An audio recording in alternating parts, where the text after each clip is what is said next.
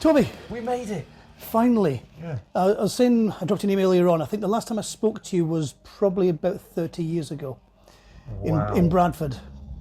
Was that Queen's Hall I think it was St or George's. St George's? Yeah. Little Which- Angels. Yep. Headlining probably. What I thought. Yeah, great. Yeah, so Long time ago. Early 90s, which just shows you how old we We are. were 12. Yeah. I know, I'd done just got university, I was 11. So a long time ago. There's one question I want to ask you before I forget, it's right at the front, and I've been wanting to ask you for absolutely ages, and it's a question that relates to both the bands. Okay. And it's Wayward Sons. Does the name actually hark back to a lyric from Kicking Up Dust? It does, but I was paraphrasing that from the Kansas song because, and it all goes back to when I was first going to rock. There was a rock club in Scarborough called Victoria's Nightclub, and when I was 13, 14, I was about 6 feet tall and I had long hair. So, and I had a load of mates who used to go to this club, and weirdly, they used to hold a rock night on a Tuesday night. So I decided one Tuesday, I was telling my mum and dad I was going to go and stay at my mate's house, but I was in fact going into Scarborough to go to this rock club. And it was like a bit of like heart in my mouth sort of moment. And I think it's a long flight of stairs going up into this venue, which is above a supermarket. So I walked in there, and as I was walking in, I paid me £2.50 to get in. No one said anything, and I was like, I'm in, And as I was walking through the doors, Carry On My Wayward Son was playing by Kansas, and in a way, to me, it sort of lit a bonfire under me. Really, it was like here I was getting to the point where I was old. I started to feel old enough to sort of start to make my own decisions about what music I wanted to listen to, and I wanted to be in a band and all that. And somehow that song just sort of really triggered it in me. And so I always remembered that. So when I was writing Kicking Up Dust, I paraphrased that because it always represented to me that like freedom, a sense of not so much the loner, but like kind of going out into the world and seizing opportunity and pursuing your dreams. So that always stuck with me. And when that went into to Kicking Up Dust, and then when it came to naming this band, there was absolutely no other option for me. I had to call it Wayward Sons. So it's had a. I mean, I say 14, 15. So I'm 58 this year. So it's over a 40-year, longevity in terms of what it's meant to me. So. Yeah, it's a very pivotal thing actually for me, really. Yeah. And talking about the length of time, that's another thing I want to come back to, is the fact that you started off with Little Angels. Was it Mr. Thrud? Mr. Thrud. Mr. Thrud was Metamorphosed at Little Angels. Then you've gone through. You've got Wayward Sons, obviously, has picked up just before lockdown and after that. Has there actually ever been a point when you've not been involved with music? Because that's no, never. No, it's been. I'm a lifer, It's it's a bit like, and I don't make this to sound stupid, but it's a bit like being a drug addict. You cannot get rid of it. It's a kind of, it's just, the more you try to walk away from it, the more it draws you back in a way. And don't get me wrong, I've had a very close relationship with music, a very private relationship with music, but some of the aspects of being in the music business I've often rubbed up against. I mean, the bands I've been in have been brilliant. I've really enjoyed it, but a lot of the business aspects of it, dealing with record companies, dealing with managers, dealing with promoters, I've never been particularly great at that, or I've never really felt part of that scene and that system. I've always been driven by the music. I've always been driven by the audience, and I think that's what's held me instead. Really, is that my principal goal is to create music that the audience can enjoy, and they can find something in that. Because I recognised quite early on that great musicians and great songwriters, because what I wanted to be was a songwriter. I wasn't interested particularly being in a virtuoso musician, and I'm not, I was interested in writing stories and talking about the life that I was living, because I knew full well that my audience were living that life too. And I was one of those kids that queued up in the rain to buy the new Dio album or whatever. I knew what it felt like to be a fan. And what I wanted as a fan was to have a sense of belonging to a I don't know, a group, a belonging to a gang, and so those are the bands I gravitated towards. So when I started getting into music, that was always at the forefront of my mind. What I wanted was to create stuff that people could react to, they could recognise it, they could somehow, it meant something to them, and they responded because of that. And that's been my driving force. And I think it's kind of really helped me from an audience point of view, but I think from a business point of view, sometimes it hasn't. But I'm far more interested in the audience than I am in the business. So the way that things are running now, obviously Little Angels was under the huge record company kind of thing. Are you managing Wayward Sons in a different fashion to that? Pretty much. I mean, it's all. I mean, we have help. I mean, I've got Adam Parsons, who's a good mate of mine. He sort of manages the band for us. He's a very big rock and roll manager. But by and large, I'm pretty self-sufficient. I mean, I've been in this game long enough to know what I want, and but I'm also not stupid enough to realise I can do it all on my own. I've got a brilliant agent, Claire McLeod at William Morris. Like I say, Adam's brilliant. The guys in the band are brilliant. They've all been through the mill a bit themselves. I mean, Phil was Tokyo Dragons, and he's done a number of things. He's in a couple of other bands as well. Nick, Chrome Molly from back in the day, and I've known Nick for 40 odd years. Getting on. So I think we're all wily foxes. We know what's going on. And we've tried to maintain it like that, and we stick together. So you, as well as the two bands, you also do your own stuff as well. Yeah. So you've got the Kitchen Busker. I've got that, and I've got my Lookout solo album that I'm doing at the moment, which is great. And I mean, I think you've got to have a few hats, in the ring. These days you can't just survive on one thing. It was a different thing when Little Angels were signed to a major label. It's an entirely different kettle of fish. So it's very much a kind of cottage industry. Yeah. It's interesting to think that the Little Angels was really. It was big and it's quick and it was over far too fast for my liking, for many other people's.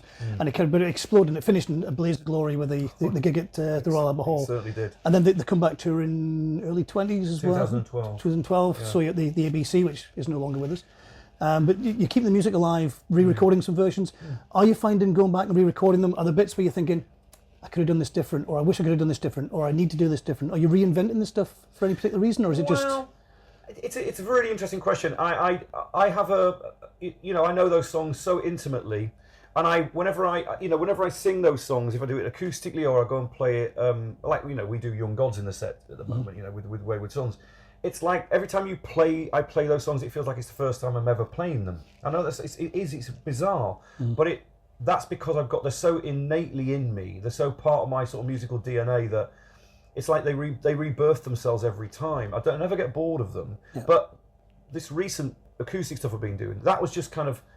I'd spent a lot of time through lockdown playing acoustic songs. I did my Kitchen Buskers, I did every week right through all of those lockdowns.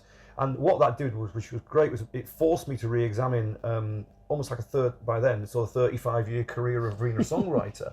And some of those songs I hadn't listened to the Little Angel stuff for years. So I put on the albums. I'm like, I'd forgotten about this song, but the weird thing is, and I think probably most songwriters will say this, when you hear a song that you've written and you've recorded and you haven't heard it for a long time, you can put yourself right back in the moment when you did write it. Wow. And it's a kind of weird, it's like opening a door on a dusty cupboard, you sort of go, oh God, I remember that spoon, that plate.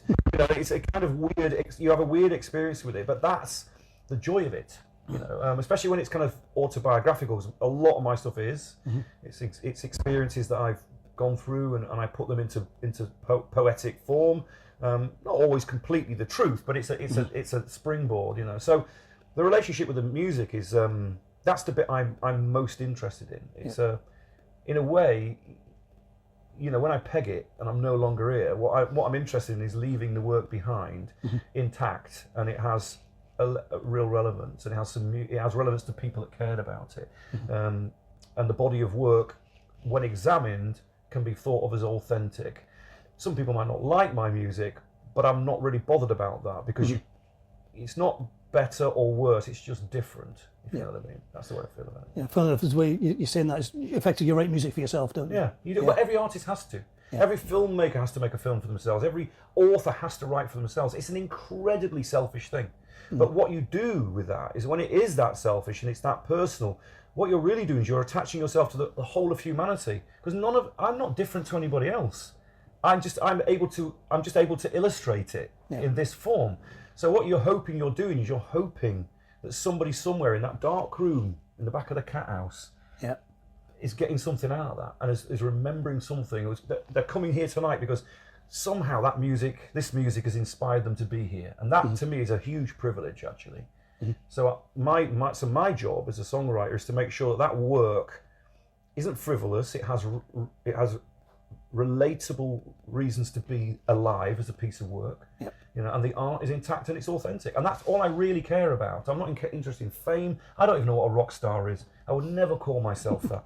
The press, media invented the word rock star. Musicians didn't. Yeah, I believe that. Yeah. Talking about material, the Wayward Sons, you got 3 albums and an EP. Yeah. So the last release was 3 years ago. A long time ago. Yeah. Are we expecting anything new from you guys? It's hard to know at the moment. We're in a bit of a transitional period because the music industry, the kind of the music industry I'm involved with, which is very much do it yourself, is struggling. Let's be honest. It's difficult to get records made. If you make a great record, it's very hard to get it released. I mean, we've been working with Frontiers Music and they've been great to us, don't get me wrong, but they are a small label. It's very hard to get your head above the parapet, and there are only so many bands that Earache will sign, if you know what I mean, and they're about the only label that are doing any really serious work in the UK.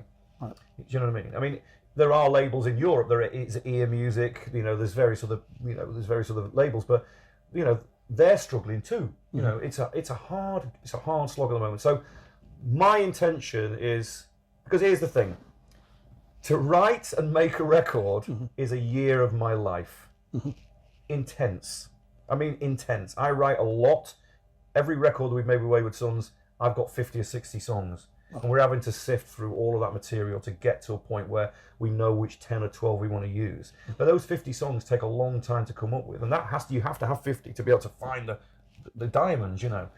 So it's a long process, and it's a lot of work, and what I don't want to go through ever again is that process without it having some kind of result at the end of it. Yep. Because And that's a struggle. That is a struggle. So if we do it again, if we make another record, I need to find the right way of doing that, so we can get.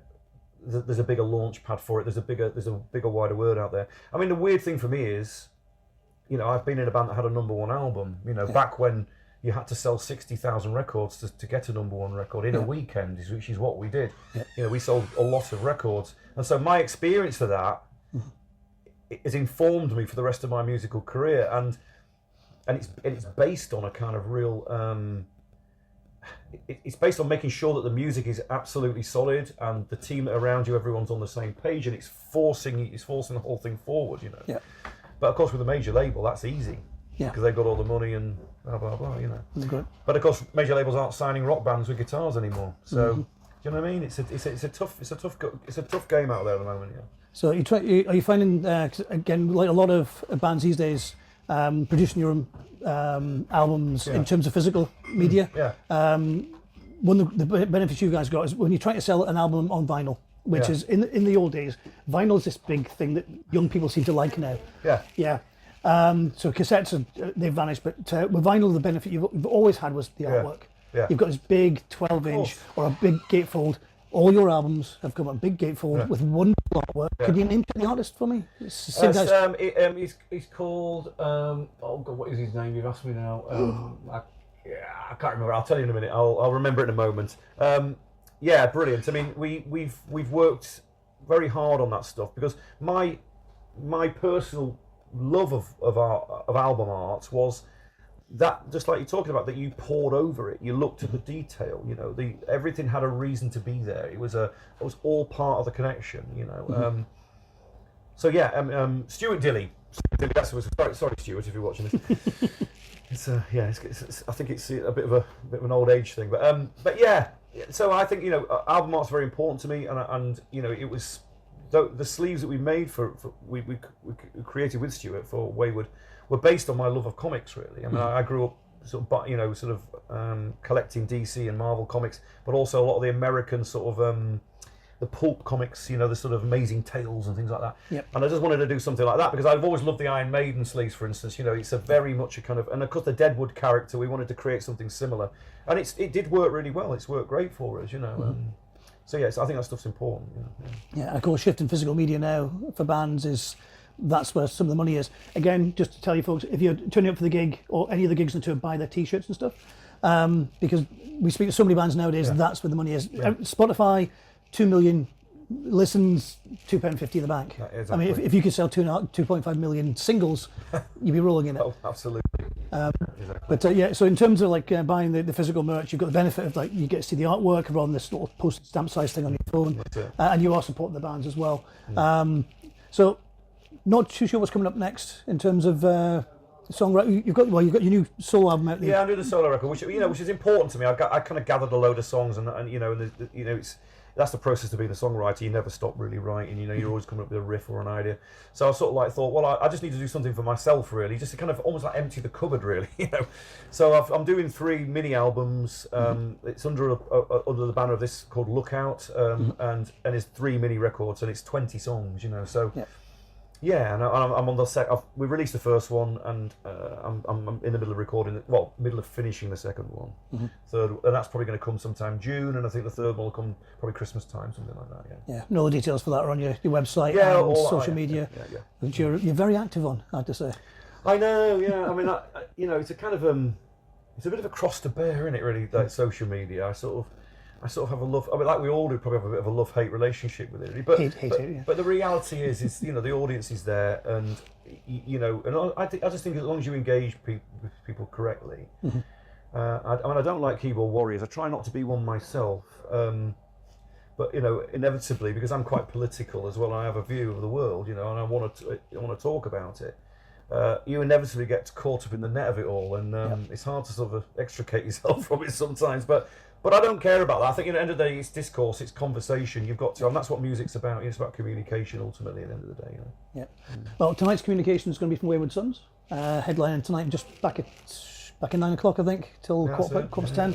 We're looking forward to it. It'll be my second time seeing you. How many times have you seen Ross? Half a dozen times, maybe more. Good lad. Yeah, and the first time for Alyssa. So. Well, I hope you enjoy it. It's always a pleasure. Very much looking forward to it, and it's a cracking venue, as I'm sure you're aware as well. Yeah, played here many times. Yeah. So it's been a pleasure to finally catch up with you and have a good chat. Thank you. Thanks for watching. Cheers. Thank you. Cheers. This episode is copyright The Moshful Times, introductory music by Elliot Alderman Broom, and any music used throughout the episode is copyright to the original performers and creators.